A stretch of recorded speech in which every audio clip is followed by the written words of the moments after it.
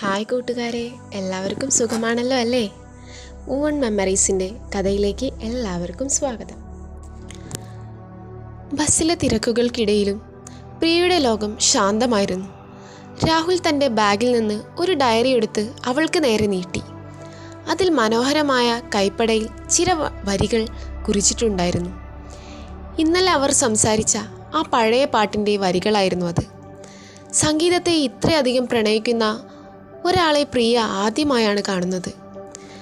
യാത്രക്കിടയിൽ രാഹുൽ തൻ്റെ ഫോണിൽ നിന്ന് ഒരു ഇയർഫോൺ അവൾക്ക് നൽകി. അവൻ പുതുതായി കമ്പോസ് ചെയ്ത ഒരു ഈണമായിരുന്നു അത്. ആദ്യമായി ആ സംഗീതം കേൾക്കാനുള്ള ഭാഗ്യം പ്രിയയ്ക്കായിരുന്നു.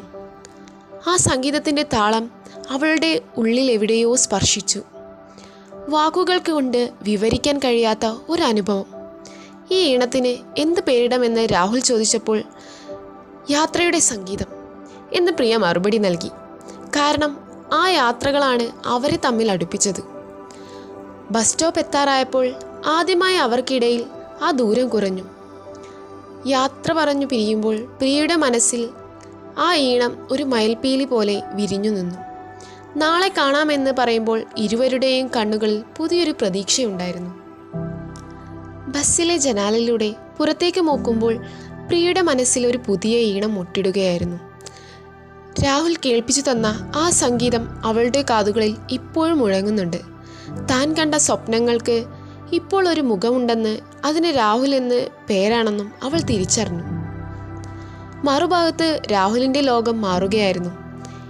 എപ്പോഴും ഏകാന്തമായിരുന്ന അവൻ്റെ യാത്രകളിൽ ഇപ്പോൾ പ്രിയയുടെ ചിരിയും സാന്നിധ്യവും നിറഞ്ഞിരിക്കുന്നു. തൻ്റെ സംഗീതം ആദ്യമായി ഒരാൾക്ക് വേണ്ടി സമർപ്പിക്കാൻ കഴിയുന്നതിൻ്റെ സന്തോഷം അവൻ്റെ മുഖത്ത് കാണാമായിരുന്നു. ഒരുമിച്ച് പങ്കിട്ട ആ ഇയർഫോണിലൂടെ കൈമാറപ്പെട്ടത് വെറും പാട്ടുകളല്ല, മറിച്ച് പരസ്പരം പറയാതെ പറയുന്ന ഇഷ്ടങ്ങളായിരുന്നു.